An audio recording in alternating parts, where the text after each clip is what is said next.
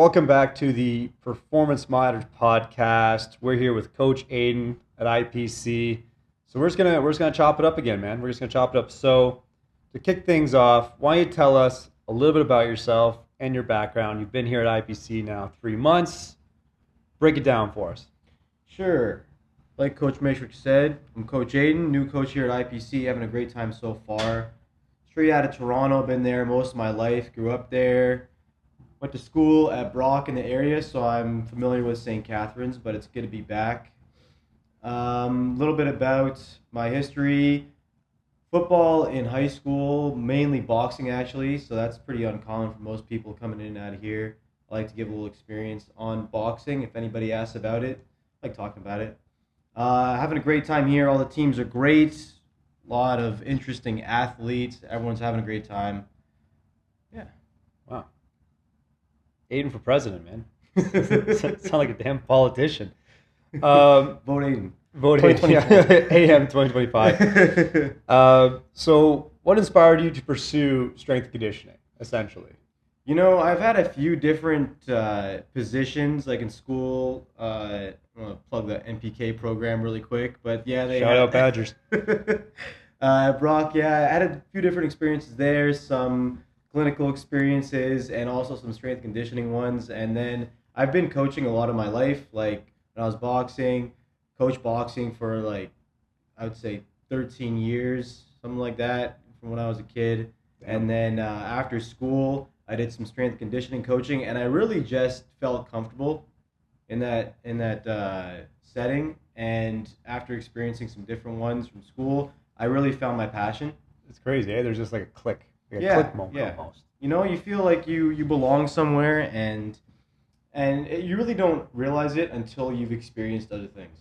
Yeah, I get that, man. It was kind of the same thing for me. It was just like, you didn't really know what you want to do coming out of school. The next thing you know, I think it was just a moment of clarity, if you want to call it that. Like maybe some people hate reading books. All of a sudden, I was put in charge of a team as like part of my co-op experience. Started reading textbooks all about physiology and all about training, just because I was excited, I was excited about that kind of stuff. So I feel like there's like a big click moment, eh? So like if is that how you kind of define that, I guess? Yeah. There's definitely I don't know if I'd call it a click. It's kind of just a gradual click, if that makes sense. Yeah. You know, slow burn. Yeah, exactly. Slow burn. Exactly. Like you're in different environments, and you realize personally, I'm not really into the slow-paced work environment. Yeah. You know, like to keep myself interested, everything's got to be fast-paced, something always moving. You know. Yeah. Helps you get to wear sweatpants all day too. That too. That's a big plus. You know, there's always something new. I find the ability to be creative in this field is a huge plus. You know what I mean? It's always fun to see like the theory, learn about the theory and the practice, and all of a sudden you actually get boots on the ground, and you get your first team, first athlete, whatever it is for you. It's like this oh shit moment, like oh fuck, like how do I not? Can't make them better. Fuck, don't make them worse. But now there's a whole lot, kind of on your play. Like, how can I make this person just a little bit better? Like knowing what I know, and then let's see if paper and pen actually meet rubber on the road, so to speak. Yeah. Where now it's like, are the things I'm asking to do and with the intent of behind it, is that going to get them one step closer to where they want to be, right? So I find that it's always cool to hear like the background stuff, but. Let's say that. So in your first 3 months, what are some things that you've been most excited about that you've had the opportunity to experience? And, chat more on if you want about the team environment, like the athletes you're working with, that kind of thing. But like, what's like something that's really been, kind of stand out for you in the last 3 months? Well, you're definitely not wrong about the team coaching. Like most of my strength and conditioning coaching has been in a team setting, working with many, not even many athletes at once, and I'll get to that in a second, but working with a lot of Gen Pop members and transferring to kind of a team, like an actual athlete team setting, right, has been a really rewarding experience because not everybody wants to get after it. Yeah. Yeah, and athletes, they genuinely come in here wanting to do something, get something done. They have a goal when they walk in those doors, and they need to accomplish it before they leave. Yeah. No, it's a one of those things where they're being told to do something, or is it something they're actively wanting to do? Like, do they understand the intent? Do they understand how this translates to their realm of expertise on the field, court, or pool, or where have you. Yeah, it's always good to actually get those people. It's a different pace for sure. I'd even argue though, like we have some fantastic Gen Pop folks that just honestly for me I want a lot of our athletes to see how some of our regular quote unquote regular people just train. You know what I mean? We have some awesome guys and girls. Like shout out Dave, Darren, and Scotty. Like those three, just off the top of my head, those guys are like the Iron Pros, we like to say. But those guys train how like athletes with the intent should train. You know what I mean? Like always positive, right? They have a set goal in mind. You know, not every day's perfect, but they get 1% better. Moving the dirt, either with a shovel or the spoon, but something's getting done that's going to get us on the right track. And it's just that positivity that we kind of talked about on the last podcast, but that positivity that only makes their experience better. And I think more athletes should look to those kind of folks to kind of see what training can be. You know what I mean? Like they're not in any competitive sport. They're not preparing for a certain, competition or any of that kind of stuff, but it's just the love of training that kind of drives those guys to continually make good progress and have fun doing it. Yeah. You know what I mean? So I think it's a good dynamic. If I'm going to call it that. I think it's a good dynamic to see. Like I find like just general population type training in terms of like the folks that come out of it. I think it's almost like a breath of fresh air for me anyway, right? Like athletes, it's very structured, very systematic. You're going to have a lot of chaos in terms of managing sport, managing games, and everything else. We try to put those systems in place. But I think with Gen Pop, it's like you really have no handcuffs on that. So it's like you have more freedom to be creative with the type of programming and periodization you want to use and the planning you want to use. And they're just more receptive to it because they're doing it for the love of. Like there's no, competition preparing for. There's not too many other variables to account for. Obviously, you have like life factors and all that kind of stuff, but there's nothing really so concrete it's going to inhibit a lot of those things. So I think it's almost like refreshing to have the positivity, the great work ethic, and the freedom to just continually make steady progress with a lot of freedom in terms of the boundaries. And the response to it's fantastic. You know what I mean? Like, I don't know if you have anything to say on that. Yeah, well, you know what? I would even go as far to say as that experience is specific to IPC. Yeah. Like a lot of, even if you have a structured training program at other facilities, I would say that the culture is definitely infectious, going both ways. Like athletes will definitely bleed their culture into the Gen population. And then, like you said, the opposite way, Gen population can actually inspire some of these athletes to push harder, work harder. And then when you first walk into the space, I think it's kind of like a blast to the system for some of these people just looking for a structured program to make improvements in whatever their goal is. They want to get a little leaner, a little stronger, maybe even just feel more confident in their own body. They walk in here with those simple goals, and then the way that going about it here is so different, and there's so much more of a plan and accountability that is very different than a lot of the other facilities and cultures out there. Yeah, no, it is a shock. It can be a shock to the system, right? It can be intimidating to some when they walk in, like especially because there are like perceptive norms that people might expect when going to any facility, gymnasium or fitness center, what have you. So I think there is like a bit of a whoa, like oh shit factor, right? Like you walk in, it's like music's bumping, barbells are banging around, dropping, like big space, guys or girls are getting after it, just very kind of has that look of almost like a collegiate weight room style facility. So it's honestly new for a lot of folks. And it's how do you kind of bridge that initial oh shit shock to no, this is a good new. This is a good discomfort. Because once we kind of move past that, now it's like, okay, watch, you'll actually assimilate very well into this environment, right? Like you said, it's I don't want to structured. jump in on you, but I think there's that oh shit factor, and then there's that small little hint of I want to be a part of this. Like I want a piece of this. You want a community. You want to be a part of that. Yeah. 100%. It's why we call the podcast Performance Matters Podcast. For those who don't know, if you ever look at our T-shirts, or if you look, we've had that Performance Matters branding since 2017 or whatever it has been, but that's why we call it that. Like those things matter, right? Like the structure, the system, the community, the culture, it matters. So performing regardless of sport or activity or lifestyle, it does matter. That 1% better mentality does matter. So Yeah. I think it's part of that community aspect of, yes, people want to be a part of that.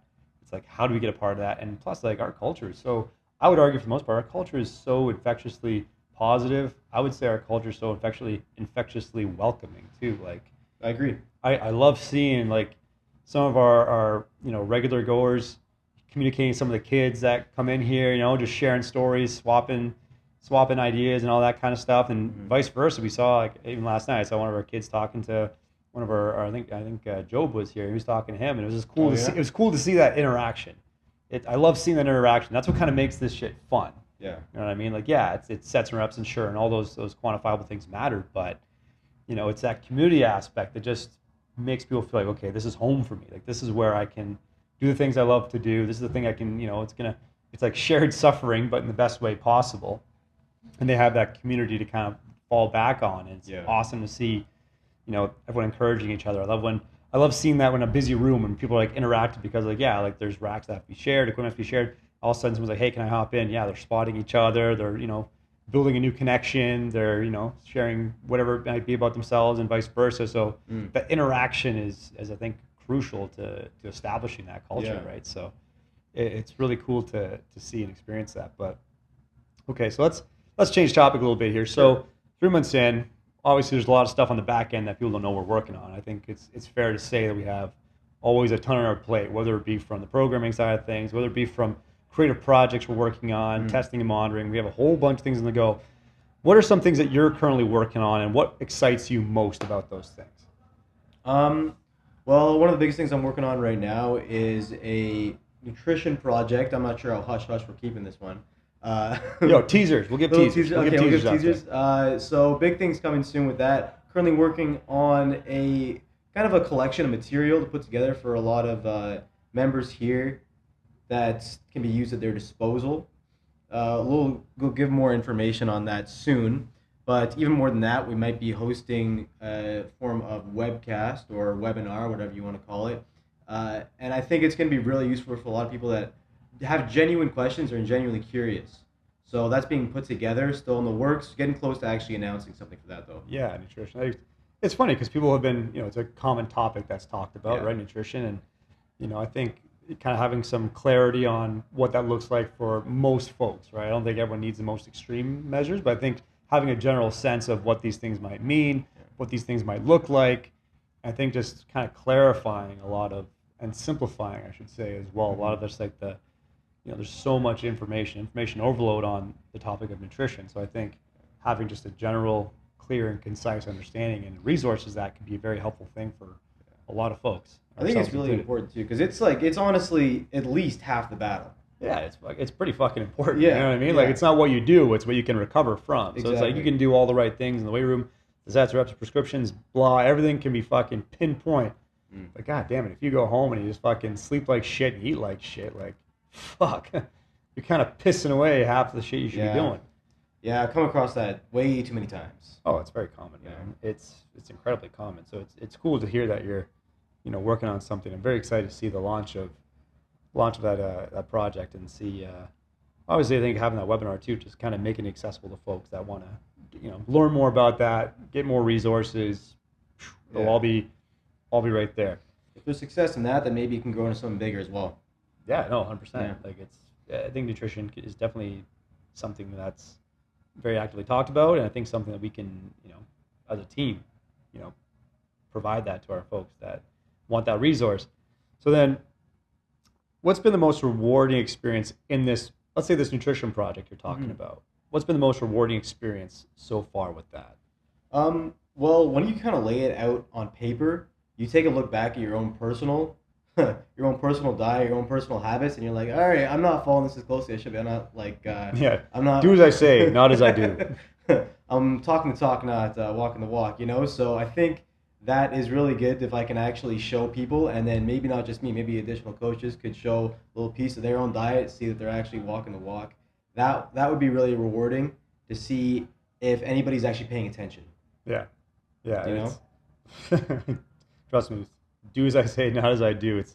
Sometimes that happens. That's the life of a coach. Sometimes that happens. Sometimes it happens. Lift this really heavy. show me.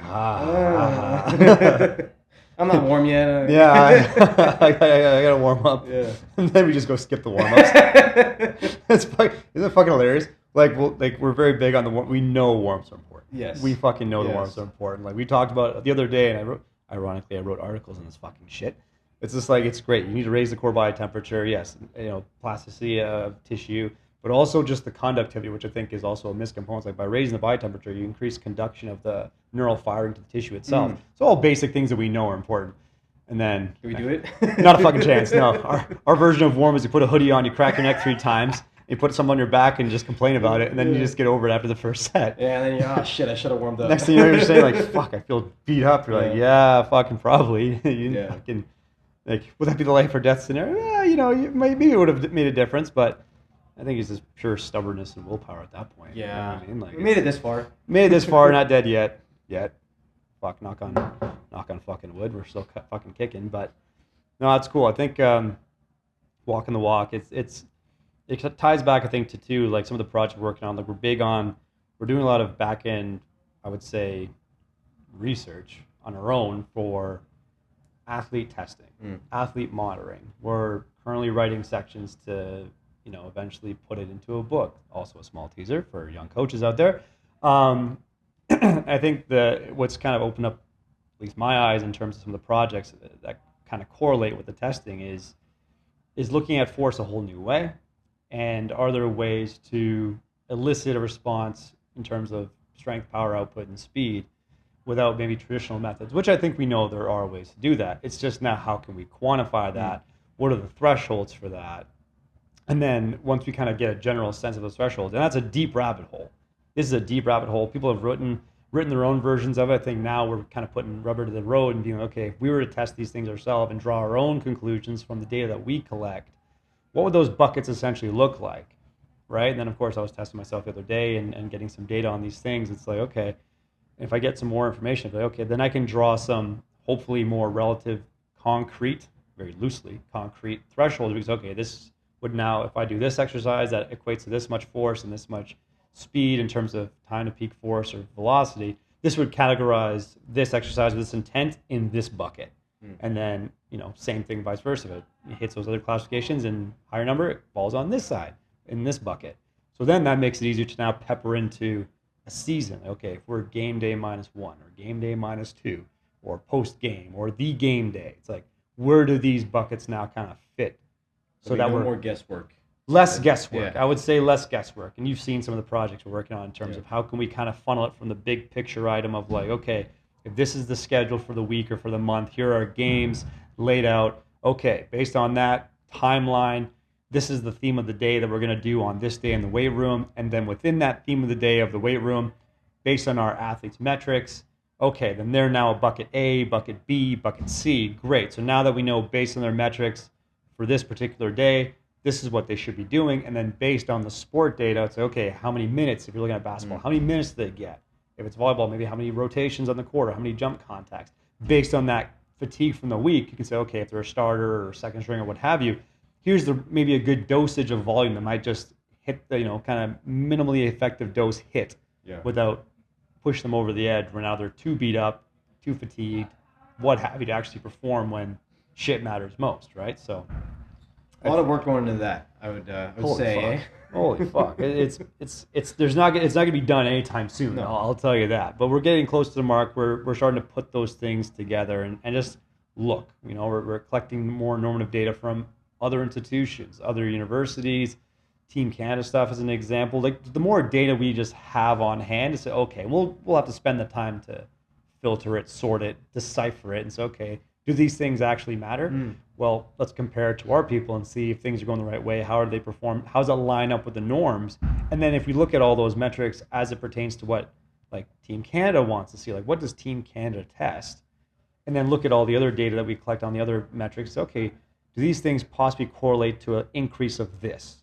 And then if that's the case, then maybe that's one focus point that particular athlete can say, hey, if you want to actually hit that metric that they look at, based on all these other things, this actually might be the target weak link that we can improve on to then get close to the mark versus I think a lot of coaches, which no fault of their own, it's like they have a big team that they work with, they'll probably default to what they think. Okay, if we do, we need What to works for everybody. what works for everybody. Typically, like we're looking at volleyball, for example, they might say, well, RSI, right, for elasticity is like a prime indicator of jumping. So everyone's going to do plyometrics. Absolutely, totally understand that rationale. Yes, but what if somebody's already springy enough and that is not their relative weak link in their relative chain to actually improve their jump?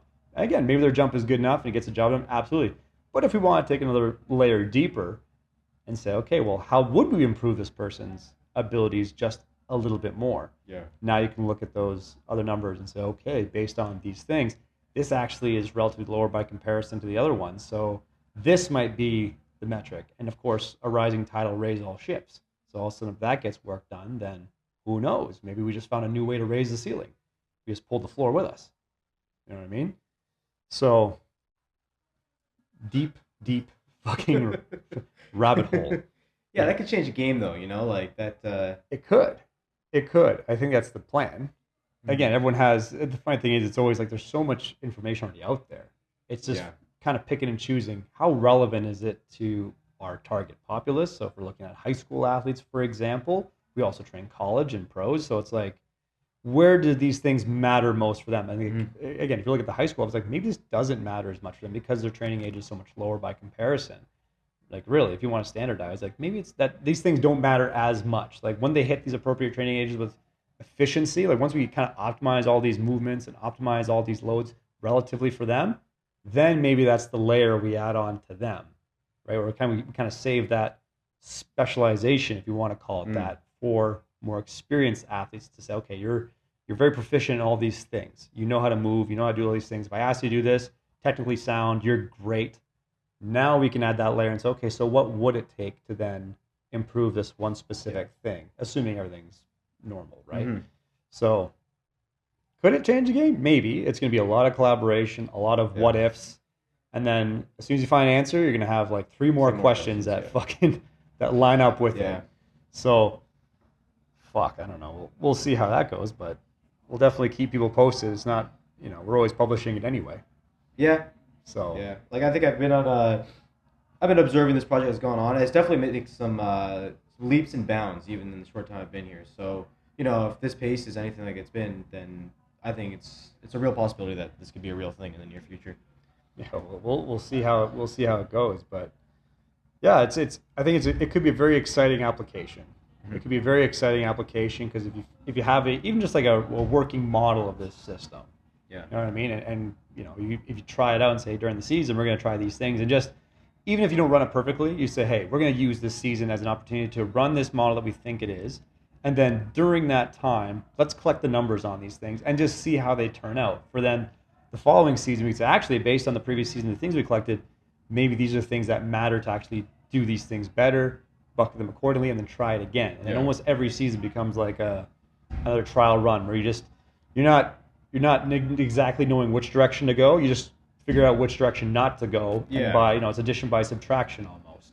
So now you're kind of getting closer to the lane gets smaller and smaller on what you actually got to focus on. Yeah, you're just tightening up the fucking guardrails a little bit, and then you're bouncing off a little bit closer to the mark. So we'll definitely see how these things kind of pan out. But okay, let's start with some fun ones, I guess. If you could have dinner with any historical figure, who would it be and why? That's a good question. Any historical figure ever. Any historical figure. Damn. Fucking tough one, eh? That's a tough one. Why not? Like dead or alive, eh? I don't give a fuck, man. Like fucking shoot it. Shit. I mean, everyone's got to think about this one. Like, just there's been a lot of interviews with the guy, but actually have like a real conversation with Arnold would be a crazy one. Classic. Yeah. Classic. Yeah. Classic. You guys are fucking unit, eh? Yeah. Holy shit. Yeah. Why Arnold? Just he has so much life experience. Yeah. Like, yeah, he's been in the whole strength and conditioning thing since it was like barely anything. He kind of like really popularized it, but he's had like movies, politics, like he's done everything. Yeah. No, that's good. Ton of experience. Fucking man was bodybuilder, actor, governor. Yeah. Yeah. Immigrant that came and do all those things. Yeah. It's just one of those really, really cool I don't know if you call it American story, but like Yeah. I know what you're saying. It's like yeah. the American dream almost. Yeah. I get what you're saying. Okay, so then, if you had to talk to young up and coming strength and conditioning professionals that are like trying to break through in this field, again, we've had interns. You've kind of seen. We had actually a pretty good class last semester, which was awesome. Very exciting to work with. Those guys were hungry to learn. They did their stuff on time, and I think they had some great questions for us. What would you say or suggest to up and coming coaches in this field, knowing what you know now? You've had experience leading a facility out in Toronto. You've done the master's program before. You've been here and you've kind of seen how we operate for 3 months. What would something you'd say to up and coming strength coaches? I would say, first of all, like anybody's probably going to tell you this, but never stop asking questions. Like in this field, you really truly never know enough. Yeah. You know. And then I would say experience is the best teacher. Like you can know every theory or every kind of concept on how to build a program or how to build I guess even a business or something like that, but until you actually get in front of somebody, learn how to talk to them and make sure your message is getting across, then you're gonna have a hard time actually coaching people. You know, you kind of have to be good at both the theoretical side and the practical side if you want to make it. Yeah. I always like to say the job is simple. Design a great program and coach the fucking shit out of it. Yes. If you can only do one of those things, you're missing a piece here. That's not going to make you very quote unquote successful in this industry. I think too, a lot of young coaches, it's like, yes, initially they're going to be translating essentially. I'll call them translators. We give them the program and say, okay, you're going to run this team or this group or this athlete using our program. Go, run this. Right? And of course, everyone's going to have opinions, right? They might say, oh, I would have done this differently, or I would have done this differently next time. My response would be like, great, when you're in charge, make sure you do all those things that you just said you would do, right? Because I think there is a beauty, and I think there is a big learning experience in like, if you're just translating, I don't think it should be the only thing, but I think if your first step is like, okay, you're going to run it like this, and here's what I want you to run, you can have all the feedback you want, right? But I think there's something to be said for running someone else's program, because it makes you think critically of like, okay, would I have done it differently? Why? Yes. And then when you implement the things, is it, an experience of like, am I doing the same things in the terms of organization and flow? Like, am I stationing them the right way? Am I making it more smooth for them to navigate from one thing to the next, blah, blah, blah. So I think there is like a beauty in learning from actually being a translator first, right? Like almost essentially like the cook-chef analogy. Yeah. Learn to read the recipe before you start to add your own spices to it. I've done plenty of both. Like I've definitely seen other programs and then, like you say, translated them, and I've definitely developed my own and put them across. And I 100% think you're correct. Like you actually put somebody through this program, someone else's design, and you realized, well, it didn't actually flow that well. They didn't actually get as much out of it as you first thought looking at it. So then when you're putting it into practice yourself, you're designing your own shit, then that actually makes you grow a little bit more as a coach too. Yeah, because now you're putting your fucking nuts on the table, so to speak. You have something to lose. Yes. You have something to lose. Like anything that goes wrong is now your responsibility. You can't default back to, well, I'm just following what so and so told me to do. Yeah. Now it's like, no, like you built a plan. You plan the work. Now your baby on the table. Yeah, you're working the plan that you wrote. So it's kind of like if shit hits the fan, you got to take some ownership. Yeah. You got to take some ownership on that. Okay, so you're saying experience is the biggest thing for future coaches. What are your thoughts on writing? Like, I find that this is, I got my own personal opinion, but what are your thoughts on having young coaches write content, for example? Are you referring to like social content or just actual? Honestly, I would say both. Let's open it up. Let's say it all. Super beneficial. Like, I think in the world evolving as it is now, you can't really shy away from any kind of social media. Like that is where if you don't have a social media presence, yeah, sure, then you're probably not gonna have a successful business. Like, there's only one true way to get your name out there now, and it's social media. So you gotta kind of have at least some idea of what's going on. You don't gotta be great at it, or shit. If you're good enough, you can get somebody else to do it for you. You have to actually put some work in to get that done. And then I think your second point, writing educational pieces like articles, blog posts, things like that. Really good idea too, because it keeps you sharp. Yep. Like a lot of old school coaches out there, they don't really keep up with any evolving practices. And then you see the people they're coaching, they're not not performing as well as people that are keeping up to date with the current theories, practices, concepts. Yeah, I find now too, because social media has so much information, I find people are actually learning more about the field and learning about training principles and theories and systems and models. I think they're learning it now more from social media. And, so far so good in terms of you're following the right people, which obviously is subjective, right? Like we have our own base of people that we like to follow and, kind of learn a bit from, like the little tidbits they post and that kind of thing. But also we know there's a lot of bullshit. It's called what it is, a lot of crap out there that people tend to latch onto and think it's the right way, right? It's called everyone wants the OTE, out of town expert. You can have the best guy sitting right here in town, but they always want the out of town expert to tell them what's what. Yeah. So I think you're right. I think for a lot of young coaches, having a general understanding of like how to use social media professionally to not only make your own career better, like putting your own self out there. It's almost like your new resume. Yeah. Like your own business card now. It's like an electronic business card. Like your profile should be professional, obviously, but then now you're putting out content. Maybe it's your own training. Maybe it's you just posting stuff that you're currently working on. Like I think it's like an active view into, it can be useful, but an active view of like what you're doing as a coach to better yourself, but also maybe better the people you're currently working with. And then obviously it's a learning tool, right? Because now you're trying to follow what other people are doing, and maybe you have your own questions on the thing, and then you practice a couple of those things and see what works, what doesn't work, etc. So I think in terms of that, I think that could be very beneficial. I think it's a necessity. Yeah. That's why I think in terms of our internship, we try to require that and be like, hey, like we're setting these projects every week for you to actually practice being on social media professionally, to not only learn from other people, but also put yourself out there. Just like with writing, I'm a huge advocate for young coaches writing articles, and you don't have to have it published in some fucking research. Like yes, research papers are very beneficial, very dry, but you have to also know what you're looking for with research papers.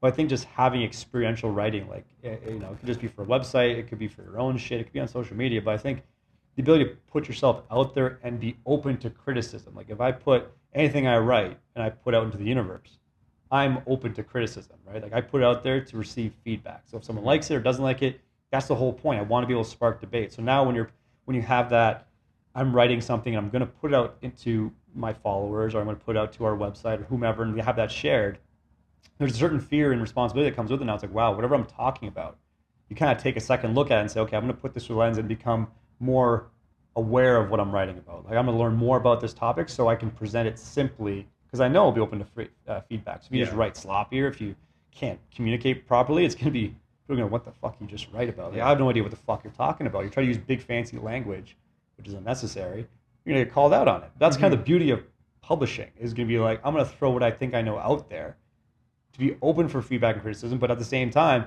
perhaps I wrote well enough that somebody could actually take something from what I am talking about experientially and apply it to my own stuff or my own setting, my own life. You know what I mean? Yeah. So I think there's a value in that too. So. Yeah. And then even having a presence out there, it reminds people that you're still a person. Yeah, 100%. We fuck up. Yeah. All the fucking time. Yeah. You know what I mean? Like it humanizes you. Yeah. You know what I mean? Yeah. Like at the end of the day, a lot of coaches, like you can have guys that are fucking PhD smart on paper, like they're fucking PhD smart. But fuck, people just don't like you. Like you're a fucking dick. You know what I mean? Like, let's be real. Like anyone can prescribe sets, reps, exercise. They could all do that. It really comes down to, I think, circle back to earlier in our conversation, like the trust factor, the community aspect. The long story short, summarize that up is like, are you a dick, or can someone have a fucking conversation with you? Like, yeah, that's the part you can't really learn from a textbook. You got to get your feet on the floor. You can't. Like, can you have a fucking conversation with somebody? Like, hey, how are you? How's your day going? And actually listen to hear what they're saying, and then just have a fucking conversation, man. Like, it doesn't always have to be so fucking scientific, so fucking forced. It's just like, does anybody like you? Yeah. You know what I mean? Like, you don't want to come here and act like, oh, fuck, I got to talk to this guy again, you know? Like, oh, fuck. It should be the best part of your day. Yeah, you don't want to be you don't want to be a prick. Like, yeah. It's just so, it just takes away from so much shit. Like, you can be the smartest guy in the world, man. You have the goddamn cure to cancer.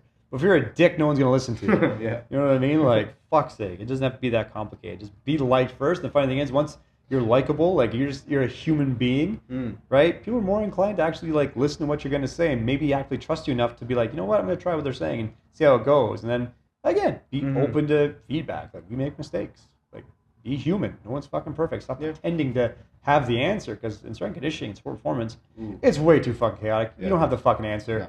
You're just maybe less wrong. Really. I like that. Maybe less wrong. Yeah, you might be less wrong. Like Yeah. that is the summary point. So then let's switch gears more time here as you kind of wrap things up.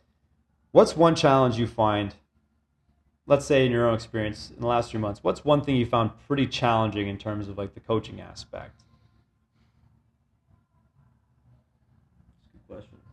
Fucking hammer these good questions. Yeah. Today. Fucking round 2. I'm on fire today. Fuck. I like it. Biggest challenge. You know what?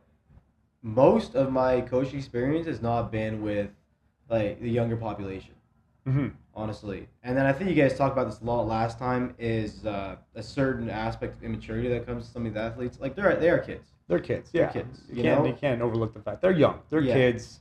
There's a certain expectation. Like, hey, I get it. We're trying to teach them all the right things, but at the same time, like.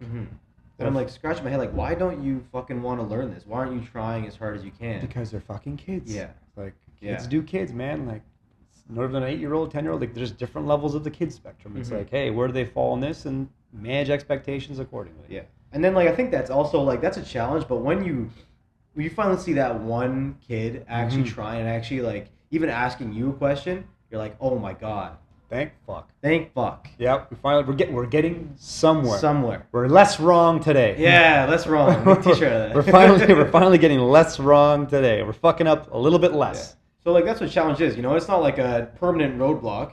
Yeah. It's literally a challenge. You got to overcome that challenge. When you do, you feel like, okay, I'm actually doing something good here. Yeah. Totally. 100%. Like we talked about last time too.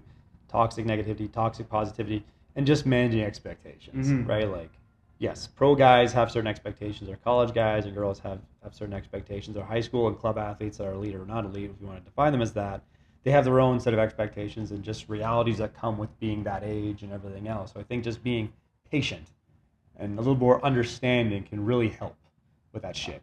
What you just said, I think I might want to go back actually on one of the biggest qualities for a young coach. I think that may be the single biggest thing you need is patience. You know? Sensei shit. Yeah. Yeah, like funny. both in like your overall career and actually coaching people and what you're learning, just be patient. You know, like it will come. Be patient with people, be patient with yourself. Trust the process. Trust the process. Plan the work the plan. Be good in your own backyard before you start looking over the fence. Be where your feet are.